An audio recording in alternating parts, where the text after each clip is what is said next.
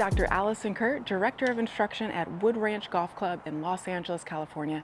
And today we're going to give you a little wedgeducation, some information about the different types of wedges that you might find in your golf bag. Now, as our industry has evolved in golf equipment, clubs have become increasingly stronger. Therefore, we can promote that you hit the golf ball farther. Sadly, that has allowed some gaps in the shorter clubs in our bags called the wedges. So now players are finding themselves sometimes with 4 or 5 wedges in their golf bag. A lot of standard sets will come with just 2 wedges, but know that the more tools that you have in those lower areas, the more diverse your short game can be. So let's get into some of the different wedges that you might find in your bag. Now, in my golf bag, I have 4 different wedges, starting at the pitching wedge. So as I lay these down, you're going to start to see the different lengths emerge.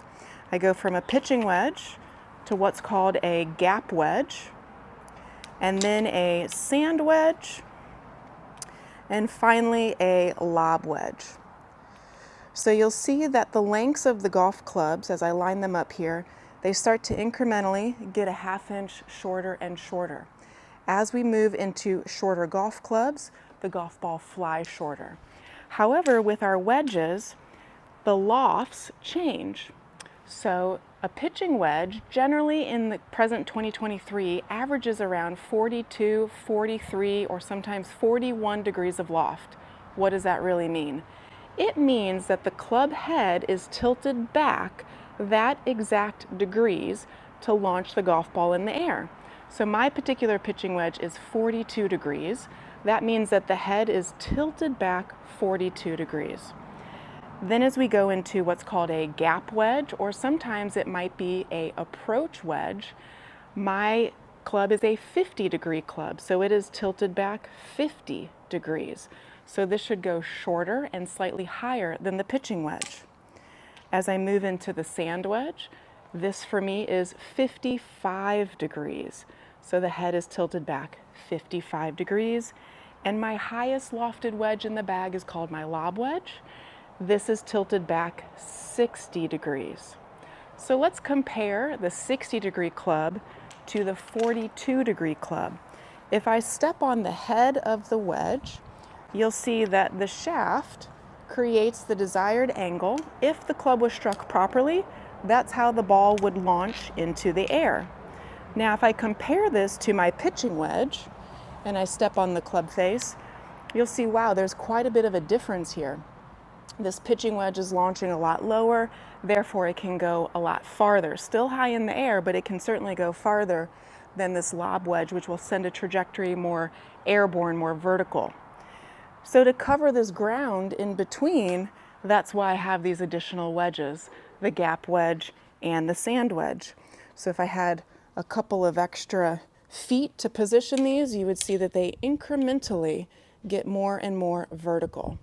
Now, typically wedges will tend to have anywhere from 4 to 5 degrees of loft in between each golf club, and that allows for a consistent distance gapping in between those clubs.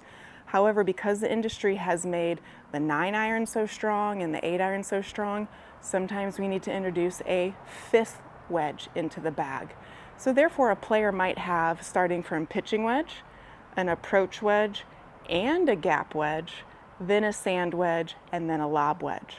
Some of the starter sets that come out will only have a pitching wedge and a sand wedge. So there's a lot of opportunity to add in equipment so that you can hit a variety of different shots.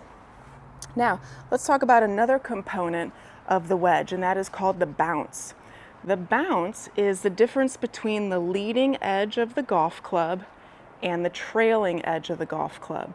So if we look at the golf club from face on, this leading edge is what's going to drive and dig into the ground first, and the trailing edge is going to support the head. The different angle between the leading edge and the trailing edge is called the bounce, and it's measured in degrees. Standard bounce is around 10 degrees. When that bounce degree gets higher, 12 degrees and 14 degrees, that means there is more roundedness or more camber between the leading edge and the trailing edge. If a wedge were to have, let's say, 7 or 8 degrees of bounce, that would be a much flatter angle here, that would create the club to dig more in the ground. So the more bounce a wedge has, the more opportunity the wedge has to slide and glide along the surface. So with a high bounce wedge, the club would just scoot along the surface. With a wedge that is low bounce, 6, 7, 8 degrees, that golf club is going to stick more into the ground. Now each wedge may have a different amount of bounce. However, in my personal bag, I try to keep the bounce more standard and consistent across the board. So I have 10 degrees of bounce on my gap wedge, 50 degree, my sand wedge, 55 degree, and my lob wedge, my 60 degree. Now let's take a look at how these trajectories are in play. So if we take a look at where the golf ball ends up in relation to the net, this is a 60 degree wedge. And you'll see the launch is fairly high. When I compare that to a pitching wedge, make the same motion, again this is 42 degrees, you can see how much lower that golf ball takes off. Now I might need something a little bit more in the middle. So this would be my 55 degree sand wedge. And it goes just a little bit lower than where that lob wedge traveled. And finally, we'll go into the gap wedge, or for me, that's 50 degrees. Sort of in between all three of those. Now, the wedge itself can be used in a variety of different ways. So whether it's a full swing, a partial swing, or let's say a chipping motion, it has a variety of different uses. And the goal for a lot of golfers is to make sure that you're matching the right club for the shot at hand. So as we're looking at getting golf balls high in the air, perhaps over bunkers, we would then want to default into a club that sends the ball more airborne, and this would be my lob wedge. If I had a lot of green in front of me and it's fairly flat and I could afford to let the golf ball roll a little bit more, now I'm going to opt for more lower bound trajectory, and that's my pitching wedge. So ultimately how we categorize the wedges are based on the loft. Sometimes the printing on the bottom of the club will be used in letters such as P, A, G, S, and L. And in more advanced clubs, they will start to identify the wedge based on the actual degrees. So the bottom of this we have as 60 degrees to indicate the amount of loft on that golf club. So that's the basics of your wedge system, a little wedgeducation for you today. Make sure that you understand the names, most importantly, of the different tools so that you'll best know how to select the club for you when you find yourself in a given situation.